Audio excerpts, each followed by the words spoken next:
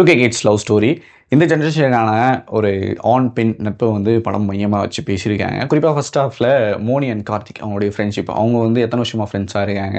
அதாவது கார்த்திக் அவர்கள் வந்து பவித்ரா அப்படின்ற ஒரு பொண்ணு கூட கமிட் ஆன அப்புறமா மோனிக்கு ஏற்படுற சின்ன சின்ன பொசிஷனஸ், இதுக்கு நடுவில் வந்து பாலசரவணனுடைய காமெடி, இதெல்லாமும் நம்ம ஃபர்ஸ்ட் ஹாஃபில் வந்து உட்கார வைக்குது. ஒரு சில இடங்களில் வந்து லேக் இருந்தாலும் அதெல்லாம் வந்து அப்படியே பேச்சப் பண்ணி இந்த செகண்ட் ஹாஃப்லேருந்து பயங்கரமாக அவங்க வந்து பீக் கொண்டு போகிறாங்க. அதுவும் வந்து கார்த்திக் அவர்களுக்கு வந்து ஒரு முக்கியமான டாஸ்க் மோனி வீட்டில் வந்து கொடுக்கப்பட்ட போது அது பயங்கர பீக்கில் வந்து ஆகுது. 2 பேருமே, அதாவது கார்த்திக் அண்ட் மோனி 2 பேரும் ஒரே வீட்டில் கல்யாணம் பண்ணுற மாதிரி பார்த்துட்டு இருக்காங்க. அப்படி தேடி அலையிற அந்த காமெடி சீன்ஸ், அதுக்கு அப்பப்போ வந்து பாலசரவணன் கொடுக்குற அந்த கவுண்டர், இப்படி எல்லாமும் படத்தில் வந்து நல்லாவே ரசிக்கக்கூடிய அளவுக்கு வந்து இருக்குது.